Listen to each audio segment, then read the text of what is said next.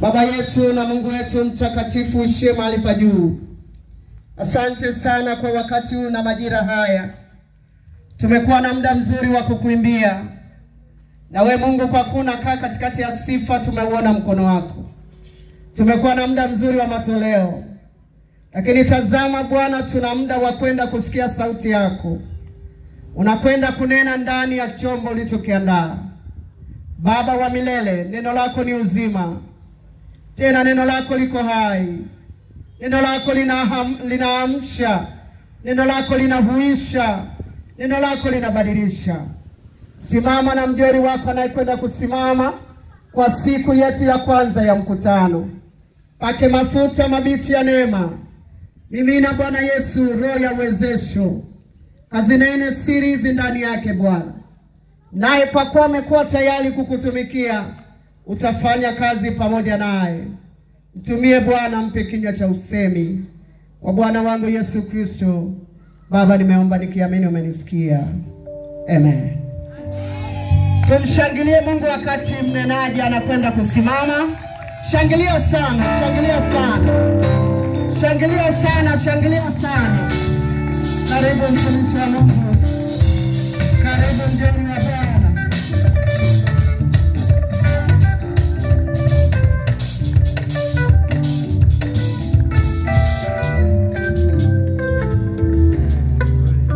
Amen. Jamani, Bwana asifiwe. Makutano, Yesu asifiwe tena. Jamani, haleluya, haleluya, haleluya. Nisikie shangwe na vigelegele kwa ajili ya huyu Yesu aliye hai. Maana anasema ya kwamba tunapomuinua yeye, katika Yohana sura ya 12 na mstari wa 32, Biblia inasema ya kwamba naipenda sana Biblia. Tunapomuinua yeye juu sana, anawakuta wote wanakimbilia kwake katika jina la Yesu aliye hai. Hebu nisikie makofi yenye utukufu mbele za Bwana sasa. Kabla sijasema kitu chochote, hebu niombe praise kidogo. Tuabudu kidogo watu wa Mungu. Wastahili, wastahili, wastahili. Saidieni kuimba huu wimbo na Mungu awabariki sana. Yes. Uliacha enzi yako na mamlaka yako juu mbinguni, Yesu ukashuka kutuokoa.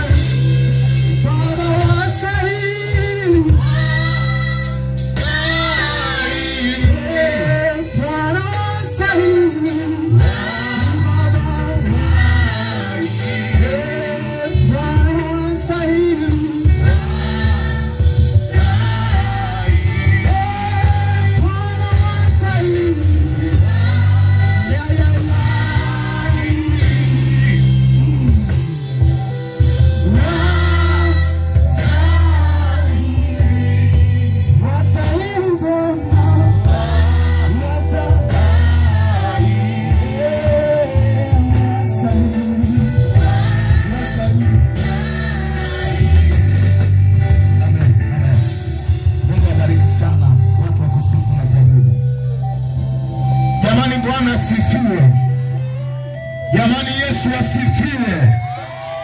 Jamani makutano, haleluya tena. Tunaompenda Yesu Kristo ametuokoa. Hebu tumshangilie tena kwa makofi mazuri jamani.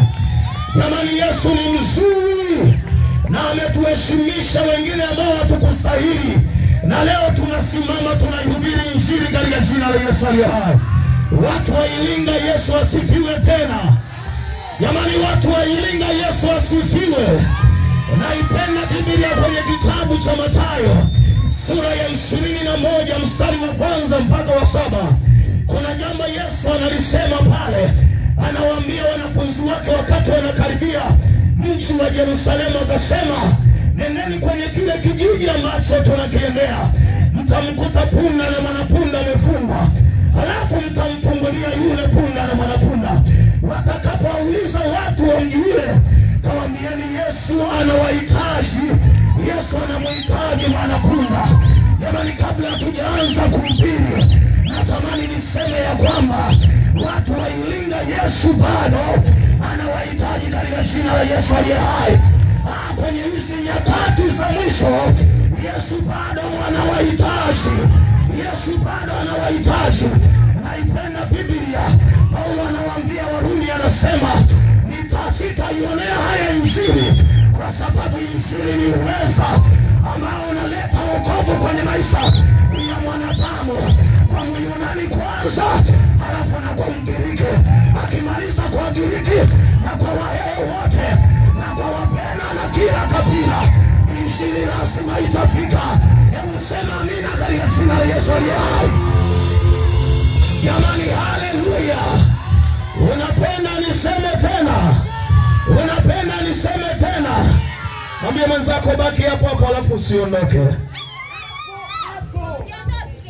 Usiondoke. Baki hapo hapo. Amen. Watu wa Mungu, Bwana Yesu asifiwe sana. Bwana Yesu na asifiwe tena. Bwana Yesu na asifiwe tena na tena. Unaweza ukasimama ukamchapia tena Bwana Yesu makofi. Bwana Yesu asifiwe tena. Wakazi wa Iringa, Bwana asifiwe, Bwana asifiwe. Bwana Yesu asifiwe. Amen, amen, amen. Ninawapenda sana wakazi wa Iringa. Unaweza ukachukua nafasi sasa ukaketi wakati tunakwenda kusikia maneno mazuri ya Mungu. Yes. Amen. Kwanza kabisa, Mungu akubariki sana mchungaji wetu. Mungu akubariki sana kwa upendo wako. Mungu akubariki sana wewe pamoja na viongozi wote wa kanisa la EAGT Ikonongo. Pia Mungu awabariki sana washirika wote, washirika wote wa mahali hapa. Unaweza ukamchapia Bwana Yesu makofi kwa ajili ya washirika wote. Amen. Pia Mungu awabariki sana wakazi wote wa Iringa ambao mmekusanyika mahali hapa kwa ajili ya kusikia maneno mazuri ya Mungu. Unaweza ukamchapia tena Bwana Yesu makofi kwa ajili yenu. Amen. Amen. Basi kwa majina nitajitambulisha tena. Ninaitwa mtumishi wa Mungu Ofrey Mwambeta, ni Mnyakyusa ambaye nimeokoka kabisa na Yesu ni Bwana kwenye maisha yangu na niko tayari kwenda mbinguni. Watu wa Mungu, haleluya. Amen. Basi jioni leo tutakuwa tunasoma uzuri kabisa. Ikiwa ni siku yetu ya kwanza ya mkutano, yuko Bwana ambaye ana mpango bado na watu wa Iringa, na tutakwenda kujifunza habari zinasema usalama wa maisha yako unapatikana kwa Yesu pekee. Usalama wa maisha ya mtu yeyote unapatikana kwa Yesu Kristo peke yake. Amen. Na kabla sijaendelea mbele, nitaomba msomaji wangu nisomee kitabu cha Marko 5 kuanzia mstari wa 1 mpaka wa 8. Utanisomea hicho kitabu cha Marko 5 kuanzia mstari wa 1 mpaka wa 8. Halafu tena utafungua Zaburi 49 na ule mstari wetu mzuri wa kwanza. Amen. Amen. Yes. Yes. Yes. Nitasoma kitabu cha Marko sura ya 5 na mstari wa 1 hata wa 8. Amen. Biblia inasema hivi: wakafika ng'ambo ya bahari mpaka nchi ya Wagerasi. Na alipokwisha kushuka chomboni, mara alikutana na mtu ambaye ametoka makaburini, mwenye pepo mchafu. Biblia inasema kwenye mstari wa 3, makao yake yalikuwa pale makaburini, wala hakuna mtu yoyote aliyeweza kumfunga tena hata kwa minyororo. Mstari wa 4, kwa sababu alikuwa amefungwa mara nyingi kwa pingu na minyororo. Akaikata ile minyororo na kuzivunja zile pingu, wala hakuna mtu aliyekuwa na nguvu za kumshinda. Mstari wa 5, na siku zote usiku na mchana alikuwako makaburini na milimani, akipiga kelele na kujikatakata kwa mawe. Na alipomuona Yesu kwa mbali, alipiga mbio, akasujudia, akapiga kelele kwa sauti kuu, akasema, nina nini nawe, Yesu mwana wa Mungu aliye hai? Na kuapisha kwa Mungu, usinitese. Mstari wa mwisho na wa 8, kwa sababu amemwambia, ewe pepo mchafu, umtoke mtu huyu. Nisomee sasa na Zaburi 49 na huo mstari wa kwanza. Zaburi sura ya 49 na mstari wa kwanza. Biblia inasema hivi. Sikieni haya enyi mataifa yote. Sikieni haya enyi mataifa yote. Sikilizeni ninyi nyote mnaokaa duniani. Utarukia mstari wa 7. Mstari wa 7, Biblia inasema, hakuna mtu awaye yote. Hakuna mtu awaye yote. Hakuna mtu awezaye. Hakuna mtu awezaye kumkomboa ndugu yake. Wala kumpa Mungu fidia kwa ajili yake. Unaweza ukaishia hapo. Amen. Watumishi wa Mungu, Bwana Yesu asifiwe sana. Amen. Watumishi wa Mungu, Bwana Yesu asifiwe sana. Amen. Watumishi wa Mungu, si tunasikiane? Amen. Amen. Basi ninakwenda kuzinena hizi habari kama zilivyo.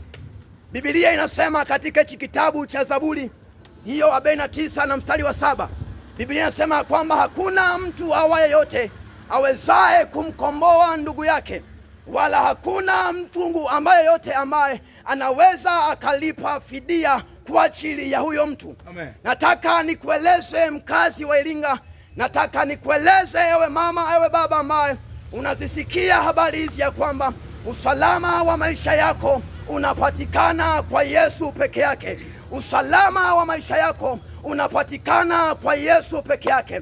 Katika hii dunia ambayo mwanadamu amekuwa akitafuta msaada, katika hii dunia ambayo mwanadamu amekuwa akiteseka na dhambi, katika hii dunia ambayo mwanadamu amekuwa akitaabika na mambo kadha wa kadha, ndipo jioni ya leo neno la Bwana linasema ya kwamba msaada wa kweli unapatikana kwa Yesu peke yake. Amen. Watu wa Mungu, haleluya. Amen. Katika hii dunia neno la Bwana linasema kwamba siku za mwanadamu aliyesaliwa na mwanamke ni chache, na hizo siku zimejawa na tabu. Siku za mwanadamu yeyote ambaye amesaliwa na mwanamke, hizo siku ni chache. Pamoja ya kwamba hizo siku ni chache, hizo siku zimejawa na tabu. Pamoja ya kwamba hizo siku ni chache, hizo siku zimejawa na mateso. Pamoja ya kwamba hizo siku ni chache, hizo siku zimejawa na huzuni. Ndipo mwanadamu ambapo anaanza kutafuta msaada. Anatafuta msaada kwa wanadamu, lakini bado inashindikana. Anatafuta msaada kwa matabibu, lakini bado inashindikana. Lakini neno la Bwana linasema kwamba msaada wa kweli unapatikana kwa Yesu peke yake. Amen. Watu wa Mungu, haleluya. Amen. Biblia inasema kwamba hakuna ndugu awaye yote ambaye anaweza kumkomboa mwanadamu. Nikiwa hapa ndani, Bwana akawa ananifundisha jambo. Akaniambia kwamba ingekuwa mtu anaweza kumkomboa mwanadamu, ingekuwa ni rahisi kwa ndugu zetu ambao wako na uchumi mzuri, ingekuwa ni rahisi wa kwenda kuwakomboa ndugu zao. Lakini kwa nini wameshindwa kuwatoa ndugu zao? Ni kwa sababu hakuna mtu yeyote ambaye anaweza kumkomboa mwanadamu. Hakuna mtume yeyote ambaye anaweza kumkomboa mwanadamu. Hakuna nabii yeyote ambaye anaweza kumkomboa mwanadamu. Watumishi wa Mungu, haleluya. Amen. Biblia inasema ya kwamba tumepewa jina moja, jina litupasalo wanadamu wote kuokolewa kwalo. wala hakuna jina jingine ambalo chini ya jua tumepewa ambalo linatupasa kuokolewa kwalo, ila ni jina la Yesu peke yake. Sema, ila ni jina la Yesu peke yake. Ila ni jina la Yesu peke yake. Ila ni jina la Yesu peke yake. Ila ni jina la Yesu peke yake. Sema, ila ni jina la Yesu peke yake. Ila ni jina la Yesu peke yake. Nataka nikutazamishe jambo mahali hapa. Tunapotamba majukwani tukimhubiri Yesu, sio kwamba tumechanganyikiwa. Ni kwa sababu Yesu Kristo amekaa ndani yetu, na Yesu Kristo ndiye ambaye anatusukuma kukueleza hizi habari njema. Biblia inapoeleza kwa habari ya Injili, inasema ya kwamba Injili ni uwezo wa Mungu ambao unaleta wokovu. Injili ni uwezo wa Mungu ambao unaleta badiliko ndani ya mwamini. Mwanadamu ambapo anaikubali Injili anapokea badiliko. Mwanadamu ambapo anaikubali Injili inambadilisha kutoka katika maisha ya laana, inampa maisha ya uzima tena. Inamtoa katika maisha ya mateso, inampa maisha ya furaha tena. Biblia inaeleza kwa habari ya mtu mmoja ambaye alikuwa akiishi makaburini. Biblia inasema ya kwamba huyu mtu alizaliwa na mwanamke kama wewe. Huyu mtu alizaliwa na baba kama wewe. Lakini maisha ya huyu kijana yalikuwa ni maisha ya makaburini. Kila siku, kila wakati alikuwa akiishi katika makaburi. Biblia inasema ya kwamba siku moja Yesu Kristo alikuwa akipita kwenda Galilaya, alipokuwa akipita kwenda katika hilo kambi la Wagerasi. Biblia inaeleza ya kwamba huyo mtu alipokuwa kwa makaburini, huyo mtu alikuwa akijaribu kumfunga na minyororo, lakini bado ikashindikana. Ndugu zake walikuwa wanakwenda kumsaidia ya kwamba atapone, lakini bado ikashindikana. Nataka nikutazamishe nini? Wanadamu wanaweza wakafanya jitihada zao, lakini jitihada zao bado zikafikia ukomo. Mwanadamu anaweza akakusaidia, lakini msaada wake bado ukao na mwisho. Lakini Yesu ambaye tunamleta hapa, msaada wake yeye ni msaada wa kudumu. Yes. Watumishi wa Mungu, haleluya, haleluya. Amen. Amen. Yes. Haleluya, watumishi wa Mungu. Amen. Haleluya, watumishi wa Mungu. Amen. Asanteni sana fundi mitambo. Hakika nilikuwa natumia nguvu, lakini sasa Yesu ni Bwana, naamini tutakwenda kuelewana vizuri kabisa. Amen. Biblia inaeleza kwa habari ya huyu kijana ambaye alikuwa akiishi katika makaburi. Ndio. Miaka yote kijana huyu alikuwa akiteseka na adui. Nataka nikutazamisha kwamba adui shetani ambapo anakamata maisha yako, hakuna mwanadamu yeyote ambaye ana uwezo wa kumtoa. Adui shetani anapokamata maisha ya mtu, hakuna mtu yeyote ambaye ana uwezo akakutoa. Hakuna mtu yeyote ambaye ana uwezo wa kukusaidia isipokuwa ni Yesu Kristo peke yake. Watumishi wa Mungu, haleluya, haleluya. Watumishi wa Mungu, haleluya, haleluya. Amen. Watumishi wa Mungu, haleluya, haleluya. Amen. Kuna wananchi hapa nisicho akisema ya ya ya ya ya ya. Nisicho akisema ya ya ya ya ya. Sikia neno la Bwana. Ndio. Shetani anapoingilia kati, ndio, katika maisha ya mwanadamu, ndio, hakuna mtu ambaye anaweza akamtoa, lakini yuko Yesu Kristo peke yake. Tunapotamba kwenye majukwaa, tunasihubiri habari njema, habari za Yesu Kristo, kwa sababu Yesu Kristo amekaa ndani yetu. Tunapotamba kwenye majukwaa, tunamhubiri Yesu, wala hakuna kurogeka. Ni kwa sababu Yesu Kristo amekaa ndani yetu, amekaa ndani yetu, amekaa ndani yetu. Watu wa Iringa, halo, halo, halo, halo. Amen. Tumepewa jina moja, ndio, jina litupasalo wanadamu wote, ndio, kuokolewa kwalo, ndio, jina lenye nguvu nyingi, jina lenye mamlaka yote, jina lenye uwezo wote, jina lenye uwezo wa kuokoa, jina lenye uwezo wa kuponya. Wewe mkazi wa Iringa, ninaomba usikia kwamba msaada wa kweli unapatikana kwa Yesu pekee. Msaada wa kweli na msaada wa kudumu unapatikana kwa Yesu pekee yake. Sikia, Biblia inasema ya kwamba huyu mtu alipokuwa kule makaburini alikuwa akifungwa minyororo, lakini bado haikuwezekana. Alipokuwa akiteseka kule, hakuwepo mwanadamu ambaye alikwenda kumtoa. Walipojaribu kwenda kumtoa, wakakuta bado shetani amekamata maisha yake. Niko nasema na mtu mmoja ambaye ameteseka miaka mingi.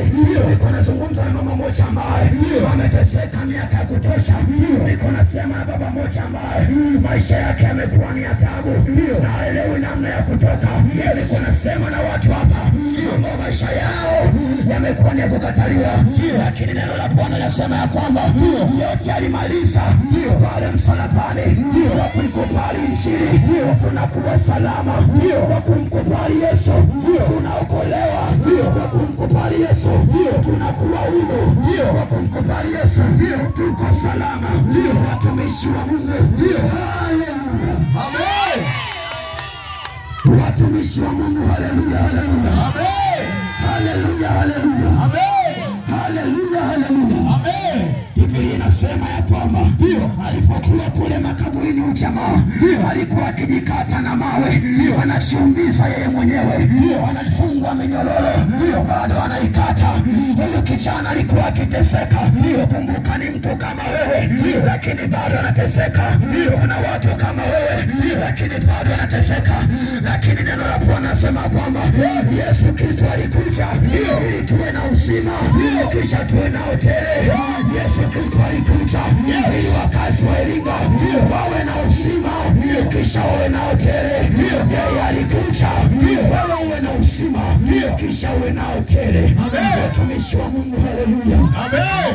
Watumishi wa Mungu, halo, amen. Halo, halo, halo, halo, yes, haleluya, amen. Sikia, Biblia inasema ya kwamba alipofika Yesu katika kambi la Wagerasi, Yesu ambaye ni mtenda miujiza, ninazipenda habari njema, habari za Yesu Kristo. Popote ambapo Yesu Kristo anafika, mambo huwa yanabadilika. Popote ambapo Mwokozi Yesu Kristo akifika, mambo yanabadilika. Ninaipenda Biblia, inaeleza wazi kwa habari ya mama mmoja ambaye alifiwa na mtoto wake, na huyo alikuwa ni mtoto wa pekee wa huyo mama mchane. Biblia inasema ya kwamba siku moja watu walipokuwa kwenda kusika, wakakutana na Yesu njiani. Ninachompenda Yesu wangu, akikuta kilio analeta kicheko, akikuta misiba anawapa furaha. Hakuna mahali ambapo Yesu alifika wakabaki kawaida. Hakuna mahali ambapo Yesu Kristo alikanyaga wakabaki kawaida. Na jioni ya leo Yesu Kristo amekanyaga Iringa. Lazima mabadiliko yatoke kwenye biashara, lazima mabadiliko yatoke kwenye maisha yako, lazima mabadiliko. Halo, halo, halo, halo, haleluya, amen. Biblia inasema ya kwamba alipofika katika yule mji wa Gerasi, alipokutana na yule kijana, alipokutana na yule kijana ambaye wanadamu waliweka jitihada lakini zikafika mwisho.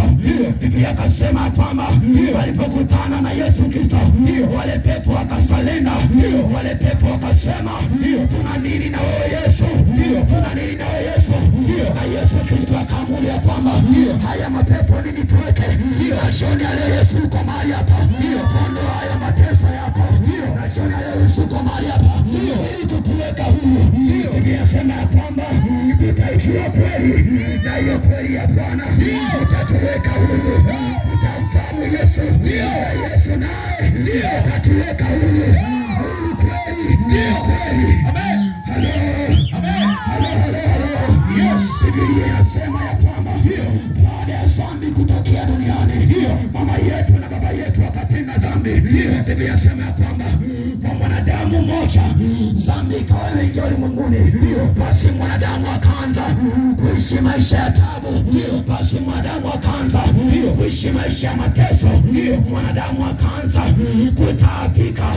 Ni kwa sababu ya dhambi. Ewe mkazi wa Iringa unanisikia, dhambi ni adui wa Mungu. Dhambi ni adui wa Mungu. Mtu anapofanya dhambi anamuondoa Mungu ndani yake. Watu wa Mungu, sikia neno la Bwana. Isaya anasema ya kwamba bali maovu yenu yamewafarakanisha ninyi na Mungu wenu. Bali maovu juu yenu yamewafarakanisha na Mungu wenu. Sikia neno la Bwana. Biblia inasema ya kwamba Yesu Kristo akakubali kuja hapa ulimwenguni, akakubali kuja hapa ulimwenguni ili kutupa ukombozi, ili kutuweka huru watumishi wa Mungu. Haleluya, amen. Bwana Yesu asifiwe sana. Amen. Bwana Yesu asifiwe sana. Amen. Bwana Yesu asifiwe sana. Amen. Haleluya, haleluya. Amen. Haleluya, haleluya. Amen. Biblia inasema kwamba Mungu wetu siku zote anatupenda. Ndio. Ukisikia injili inahubiriwa, ndio, ni kwa sababu ya upendo wa Mungu. Ndio.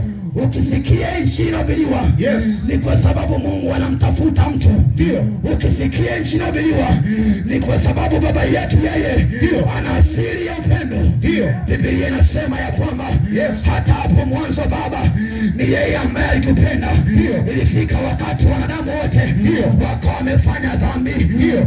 Wakawa wanawaambia hao watu ya kwamba waingie katika safina.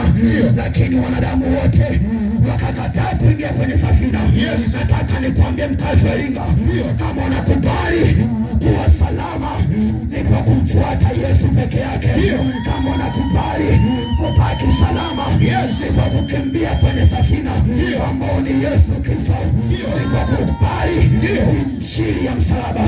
Watu wa Mungu, haleluya, amen. Watu wa Mungu, haleluya, amen. Nataka nikutazamishe jambo mkazi wa Iringa. Ndio. Biblia inasema ya kwamba Musa alipokuwa kule jangwani, wale watu wakawa wamemtenda Mungu dhambi. Na walipomtenda Mungu dhambi, Biblia inasema ya kwamba Mungu akawa amemwambia Musa, ukajifanyie nyoka wa shaba, na huyo nyoka wa shaba utamuinua juu, na yeyote ambaye atamtazama nyoka wa shaba atabaki salama. Wana wa Israeli walitambua ya kwamba wamemtenda Mungu dhambi.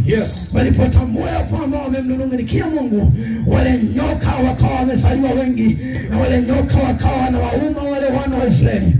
Wana wa Israeli wakaanza kutafuta msaada. Wanatafuta msaada. Mateso yamekuwa ni makali, kila siku kwao ikawa ni misiba. Wakatafuta suluhisho.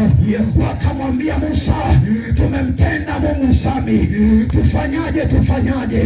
Wakamwambia Musa, tunaomba ukamwambie Mungu wako, ni kweli tumemtenda Mungu dhambi, lakini tunataka kugeuka. Ni kweli tumenenda tofauti, lakini tunataka kugeuka. Ndipo Bwana anamwambia Musa, tengeneza nyoka wa shaba. Tengeneza nyoka wa shaba, na huyo nyoka wa shaba utamuinua juu, yeyote ambaye atamtazama nyoka wa shaba atakuwa salama. Niko hapa na habari njema, habari za Yesu Kristo. Ninapozitaja hizi habari, ninasikia nguvu ndani yangu. Ninapozitaja hizi habari, ninasikia uweza ndani yangu, kwa sababu hakuna ambaye alimkimbilia Yesu peke yake akabaki vile alivyo. Hakuna ambaye alimkimbilia Yesu akabaki na huzuni. Biblia inasema ya kwamba kama vile nyoka wa shaba alivyoinuliwa kule jangwani, ndivyo mwana wa Adamu ameinuliwa juu. Na yeyote ambaye anamtazama Yesu anabaki salama. Na yeyote ambaye anamtazama Mwokozi Yesu Kristo anabaki salama. Anabaki salama. Na kijana yeyote ambaye anamtazama Yesu anabaki salama. Watu wa Mungu, haleluya, amen. Unamhitaji Yesu peke yake kuondoa hayo mateso. Unamhitaji Yesu peke yako. Unamhitaji Yesu. Unamhitaji Yesu pekee. Sikia, ninapokwenda kumalizia, Biblia inasema ya kwamba Yesu Kristo alikuja duniani, hakuwa na dhambi kabisa. Biblia inasema ya kwamba alimpendeza Mungu pamoja na wanadamu, wala hakuwa na kosa mwana wa Mungu. Lakini Biblia inasema ya kwamba Yesu Kristo alikuja ni kwa sababu ya kutupatanisha mimi na wewe ambao tulikuwa tumetenda dhambi. Alikuja kwa ajili ya kutupatanisha mimi na wewe ambao tulikuwa tumetenda dhambi. Tulikuwa tumefarakanishwa na Mungu kwa makosa yetu wenyewe. Biblia inasema ya kwamba zikaandaliwa hila kwa ajili ya kumkamata Yesu. Biblia inasema ya kwamba Yesu Kristo akawa amekubali kukamatwa, alikubali kukamatwa. Kama mwizi walimkamata Yesu Kristo, wakawa wamemchukua, wamempeleka kwenye vile viwanja vya wazi. Biblia inasema ya kwamba wakawa wamempeleka kwenye viwanja vile vya Yerusalema. Biblia inasema ya kwamba wakawa wamempitisha katika masoko yote makuu. Ingekuwa ni Iringa huku, wangempeleka pale stendi akiwa uchi wa mnyama. Wanamtembeza Yesu Kristo, wanamtembeza Yesu Kristo, wanamtupia mawe, wanamtupia takataka, wanamnenea maneno ya dhihaka. Wanasema, muangalieni huyo, anajiita mfano wa Wayahudi. Ona sasa leo anashindwa kujikomboa.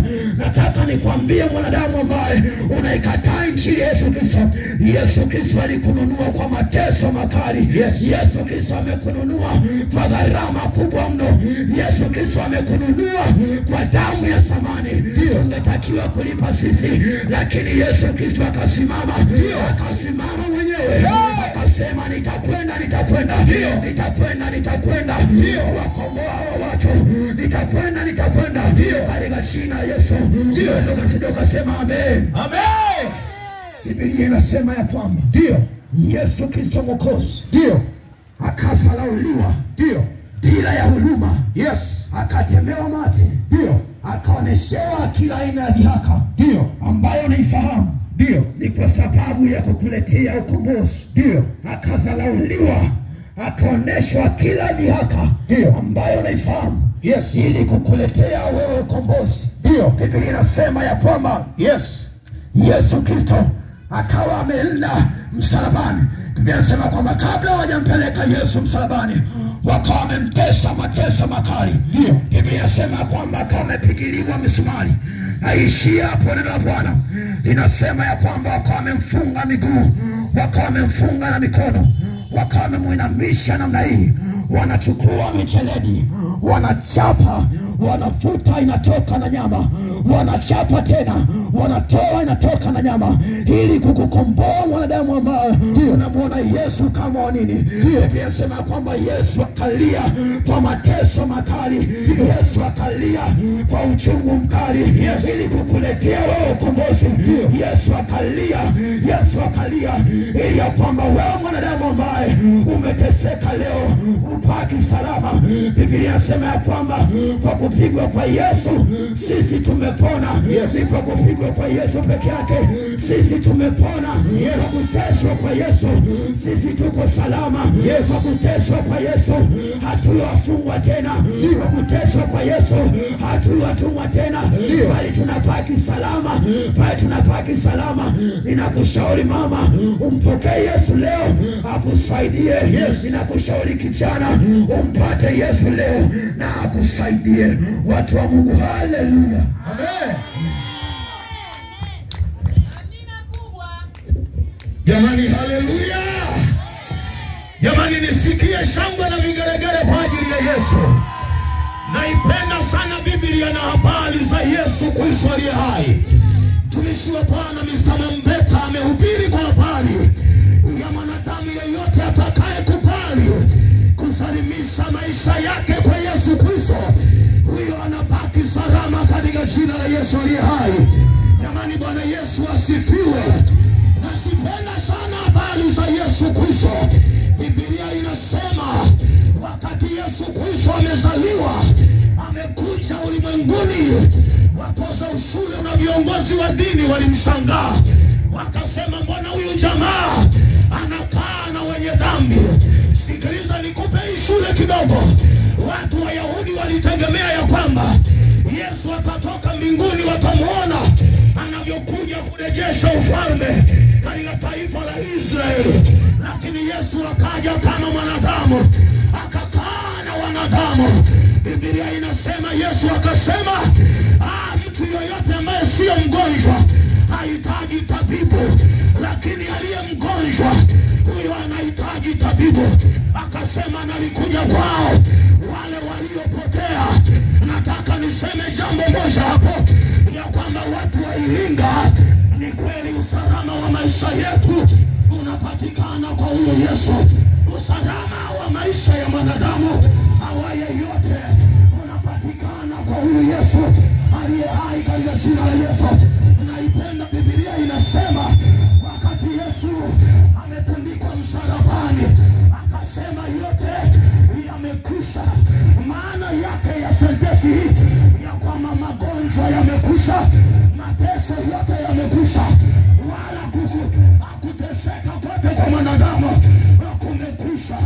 Mwanadamu yoyote aliyekubali kumpokea Yesu kuwa Bwana na Mwokozi wa maisha yake, huyo yuko salama, huyo yuko salama.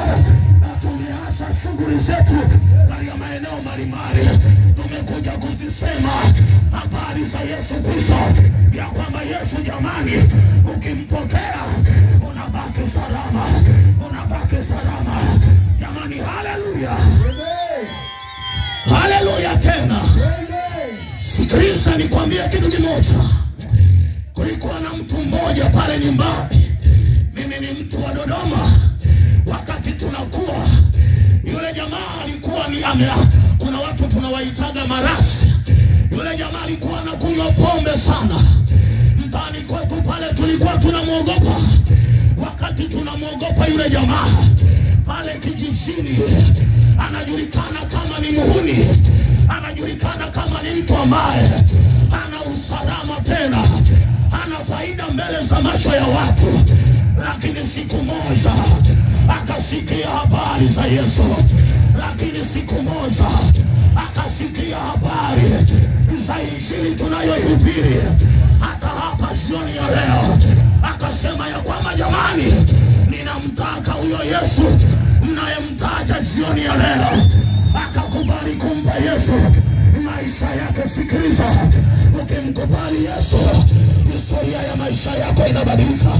Wengine yamkini wamekuwa na historia mbaya, hata mtaani kwake hao wanamsarau, wanasema mama fulani bwana, yule mama fulani hajiheshimu. Hata vijana wanamsarau, hata watoto wadogo wanamsarau. Lakini ukimkubali Yesu, maisha yako yanakuwa na thamani. Lakini ukimtumainia na ukimkimbilia Yesu wa msalaba, maisha yako yanakuwa salama katika jina la Yesu. Watu mnanielewa? Mshangilia Yesu. Ukimkubali Yesu, maisha yako yanakuwa salama. Ninapenda Biblia. Mwanamke mmoja, Biblia inasema alikuwa ametokwa na damu miaka 38.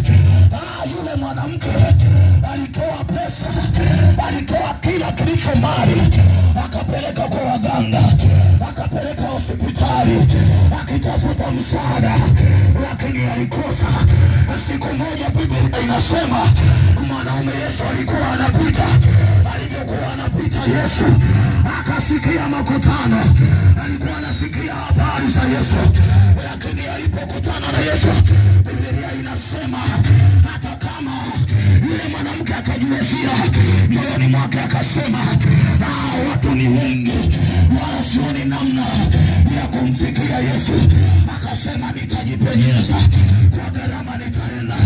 Alipoenda yule mwanamke akagusa pindo la vazi la Yesu Kristo. Baada ya hapo, Biblia inasema yule mwanamke akawa salama. Na ndiye Yesu tunamhubiri jioni ya leo. Ukimpa maisha yako unabaki salama. Watu wa Iringa na waita katika jina la Yesu aliye hai. Watu wa Iringa na waita, Yesu anawapenda, anataka muwe salama. Yesu anawapenda, anataka muwe salama katika jina la Yesu. Jamani, haleluya.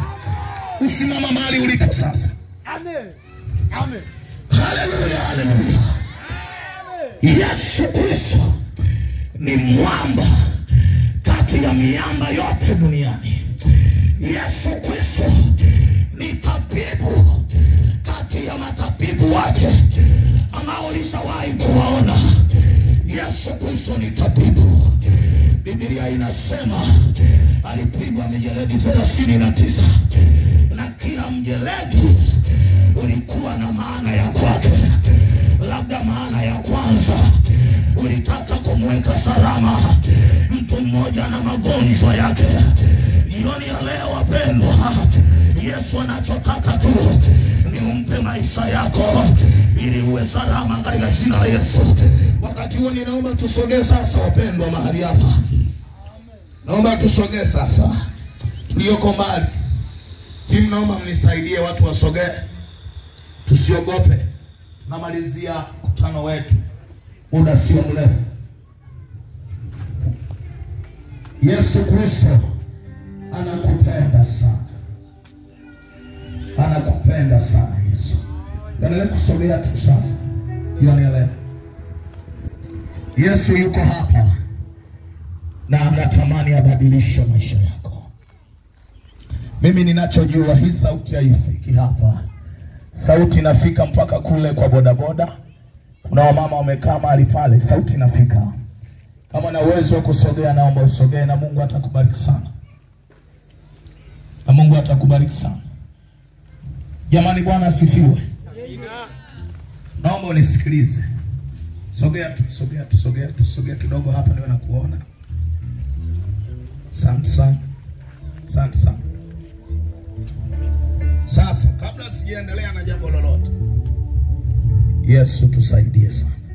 Naomba niombe kwanza. Kwa dakika moja tu na Mungu atatusaidia tena. Baba, katika jina la Yesu aliye hai, saidie kufunika macho yako. Wewe ni Mungu wa wote wenye mwili. Na sisi tuliokusanyika hapa Bwana, wote tuna miili. Katika jina la Yesu Kristo, kama kuna mtu mmoja leo Bwana umemkusudia huyo, ninatuma neema ya wokovu ikakutane naye katika jina la Yesu. Neema ya wokovu ikakutane naye katika jina la mamlaka la Yesu Kristo. Ondoa moyo wa jiwe, weka moyo wa nyama unaosikia maonyo yatokayo kwako katika jina la Yesu. Amen. Kiwa umefunika macho, kama kuna mmoja anasema natamani leo nimpe Yesu maisha yangu, natamani nimpe Yesu maisha yangu, hebu inua mkono wako sasa. Ambaye anasema nimesikia habari njema za Yesu Kristo, leo natamani nimpe Yesu maisha yangu. Kama uko hapo, inua tu mkono wako mara moja. Asante sana dada. Asante sana. Endelea tu kuinua. Na timu naomba mnisaidie kumsogeza hapa mbele. Kama kuna mwingine ambaye anasema nimekubali kumpa Yesu maisha yangu, naomba usogee na Mungu atakubariki sana. Alafu inua mkono. Kama kuna mwingine tena, tusifunge mlango. Kama kuna mtu anahitaji kumpa Yesu maisha yake, inua mkono wako mmoja juu. Kwa mara ya kwanza, ambaye anahitaji kumpa Yesu maisha yake. Kwa mara ya pili tena, ambaye anataka kumpa Yesu maisha yake. Kwa mara ya tatu, ambaye anataka kumpa Yesu maisha yake. Amen. Naomba dada Sala simama nyuma ya huyu binti. Mungu kubariki sana binti. Na muamini Mungu atakusaidia. Naomba nifuatishe haya maneno sasa. Mtumishi wa Mungu, naomba umsalishe sala ya toba sasa. Ajili ya Utanifuatisha haya maneno. Nasema Bwana, Bwana Yesu. Bwana Yesu, ninakuja mbele zako. Yes. Mimi ni mwenye dhambi. Ninaomba siku ya leo ulifute jina langu kwenye kitabu cha hukumu. Uliandike jina langu kwenye kitabu cha uzima. Ninamkataa shetani na kazi zake zote. Ninamkataa shetani na mambo yake yote. Ninakukubali Yesu uwe Bwana na Mwokozi wa maisha yangu. Ninakukubali Yesu, uwe Bwana na Mwokozi wa maisha yangu. Amen. Amen. Basi unaweza ukasogea hapa mbele kabisa nikaomba pamoja na wewe. Pia kama kuna wagonjwa mahali hapa, unaweza pia ukasogea hapa mbele. Kama kuna wagonjwa, unaweza ukasogea pia hapa mbele tukaomba pamoja na wewe. Baba, katika jina la Yesu. Yesu wangu na baba yangu. Bwana Yesu, tunamwombea katika jina la Yesu Kristo. binti ambaye amekubali wewe. Katika jina la Yesu Kristo. Ambaye amekukubali Yesu Kristo. Bwana Yesu, Bwana Yesu wa maisha yake. ndani ya jina la Yesu aliye hai. Inakemea kila mipango ya kiza yake. Haitafanikiwa kwa jina la Yesu. Inamtenganisha na kila mipango ya kiza. Inamtenganisha na kila falme za kipepo. Katika jina la Yesu Kristo. Katika jina la Yesu Kristo. Kila nguvu za Mungu inatesha katika jina la Yesu. Katika jina la Yesu. Vifungo vikatoke katika jina la Yesu. Katika jina la Yesu. Katika jina la Yesu. Akawe salama kwa mamlaka ya Yesu. Atabaki salama. Akabaki salama. Ewe mateso sikia, ninakuamuru kwa jina la Yesu Kristo. Ukamwacha sasa akawe salama, akawe salama. Akawe salama, akawe salama.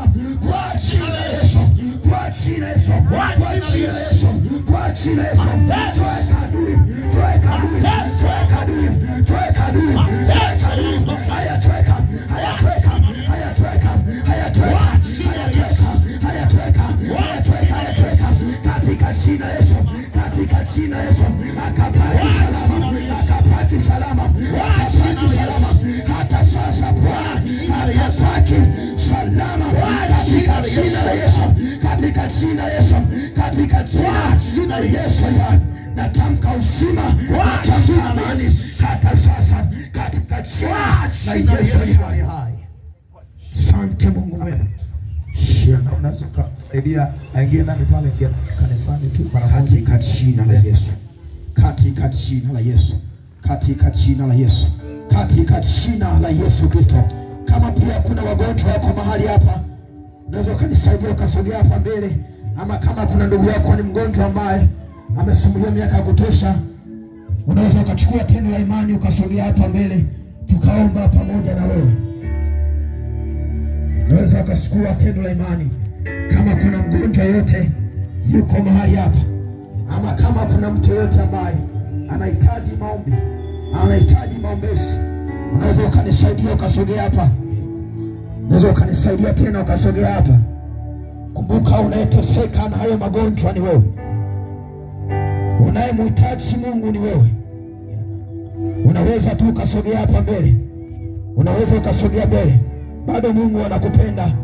Mungu alikuja ili tuwe salama. Unaweza tena ukasogea tu mbele, sogea tu mbele.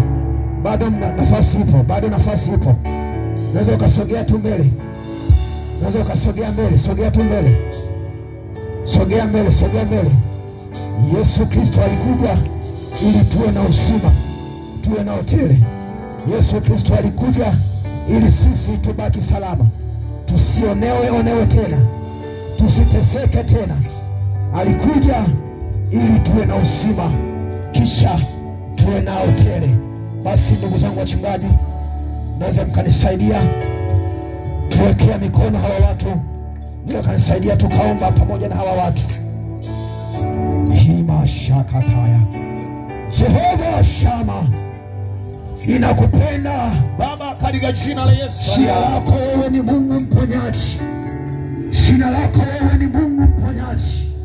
Hata sasa Bwana nakwenda kuponya. Ninatamka katika jina la Yesu hai.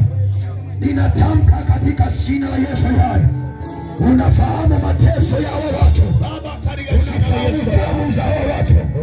Katika jina la Yesu Kristo. Bwana, nina jina la Yesu Kristo. Mateso katika jina la Yesu Kristo. Ninamkemea magonjwa ambazo zimekamata maisha yao. Ninatamka zikatoke. Kila nguvu za kipepo sasa ninatamka zikatoke. Jina la Yesu sasa. Ukachie. Ukatoke. Ninakemea magonjwa. Ninakemea magonjwa. Toka ndani yake. Toka kwa jina la Yesu. Toka kwa jina la Yesu. Toka kwa jina la Yesu. Toka kwa jina la Yesu. Ukamwachie wewe. Ukamwachie. Ukamwachie. Ukamwachie. Ukamwachie. Uliyekamata maisha. Uliyekamata maisha. Ya vita hivi. Ninakutangazia jina la Yesu. Ninakutangazia Yesu. Toka malaka.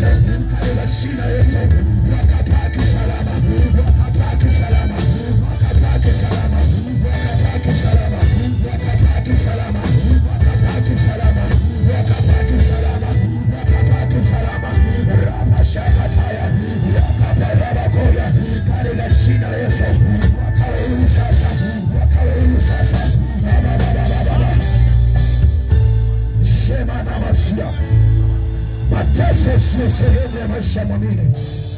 Mateso sio sehemu ya maisha ya mwamini. Katika jina la Yesu, katika jina la Yesu, katika jina la Yesu, katika jina la Yesu, katika jina la Yesu, katika jina la Yesu, ninatamka afya tangu sasa, ninatamka amani tangu sasa, ninatamka uzima tangu sasa, katika jina la Yesu, katika jina la Yesu, katika jina la Yesu, katika jina la Yesu, katika jina la Yesu Kristo, katika jina la Yesu Kristo, katika jina la Yesu Kristo. Jina lako Jehova. Asante Mungu wa uzima, asante Mungu wa kweli, asante Yesu wangu, katika jina la Yesu, katika jina la Yesu. Sheraba kodogo sana umashakataya repo shakatelia mama, katika jina la Yesu, katika jina la Yesu, Bwana ukaguse, Bwana ukawaguse, Bwana ukawaguse, Bwana ukawaguse, Bwana ukawaguse, Bwana ukawaguse, ukawaguse vya ajabu, ukawaguse mwenye nguvu, ukawaguse mwaminifu, katika jina la Yesu, katika jina la Yesu, katika jina la Yesu, katika jina la Yesu, wakawe salama, wakawe salama, wakawe salama, wakawe salama. Hakuna ambaye alikufuata Yesu akabaki na magonjwa, hakuna ambaye alikufuata Yesu akabaki na maradhi. Ninatamka uzima tangu sasa, ninatamka uzima, natamka kuwekwa huru, natamka kufunguliwa katika jina la Yesu aliye hai, katika jina la Yesu, katika jina la Yesu. Imashete kalia mandosika, repo shaka telebadia, rumaanto kodebasika, katika jina la Yesu, katika jina la Yesu, katika jina la Yesu, katika jina la Yesu, katika jina la Yesu, katika jina la Yesu. Imashete kalia, katika jina la Yesu aliye hai, katika jina la Yesu aliye hai, katika jina la Yesu aliye hai, katika jina la Yesu aliye hai. Asante Mungu mwema, asante Mungu mwaminifu, asante Mungu wa ajabu, asante Yesu Kristo, asante Mungu wangu, katika jina la Yesu, katika jina la Yesu, katika jina la Yesu. Nazareti aliye hai, katika jina la Yesu, Nazareti aliye hai. Bwana ukawaguse, inawaleta hata wa watu wote wakazi wa Iringa, inawaleta mikono yako Mungu wangu na baba yangu, usiwaache Bwana Mungu wangu na baba yangu, ukaendelee kuamsha katika jina la Yesu, katika jina la Yesu, katika jina la Yesu, katika jina la Yesu. Bwana ukawaguse, Bwana ukawaguse, Bwana ukawaguse, ukaguse Bwana ukaguse, ukaguse Bwana ukaguse, ukaguse Bwana ukaguse, ukaguse Bwana ukaguse, ukaguse Bwana ukaguse, katika jina la Yesu, katika jina la Yesu, katika jina la Yesu, katika jina la Yesu, katika jina la Yesu. Mateso yakawe ni mwisho, manyanyaso yakakome, yakakome, yakakome, mateso yakakome, yakawe ni mwisho sasa, yakawe ni mwisho sasa, yakawe ni mwisho sasa, yakawe ni mwisho, yakawe ni mwisho, yakawe ni mwisho, yakawe ni mwisho, yakawe ni mwisho, yakawe ni mwisho, katika jina la Yesu, katika jina la Yesu. Ninatangaza katika jina la Yesu, yakawe ni mwisho, yakawe ni mwisho, kwa jina la Yesu, kwa jina la Yesu. Acha damu ya Yesu ikanene mema juu ya hawa watu kwa utukufu wako, katika jina la Yesu. Damu yako Bwana ikanene mema, damu yako Bwana ikanene mema, ikanene mema, ikanene mema, ikanene mema, ikanene mema, ikanene mema, ikanene mema, ikanene mema, katika jina la Yesu, katika jina la Yesu, katika jina la Yesu, katika jina la Yesu, katika jina la Yesu.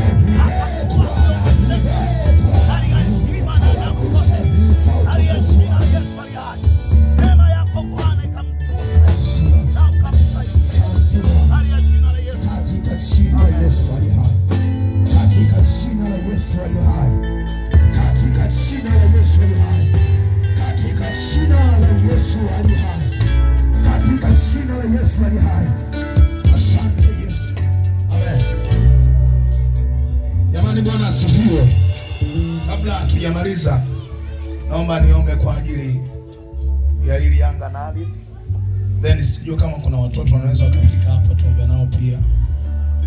Mungu atawabariki sana. Kabla hatujahitimisha na kumkaribisha mchungaji, niombe tuna kwa ajili ya watoto, alafu tutaomba kwa ajili ya mji wetu, then sisi tutakuwa tunamaliza. Waleteni tu hapa watoto. Timu, naomba mnisaidie kuomba na hao watoto sasa.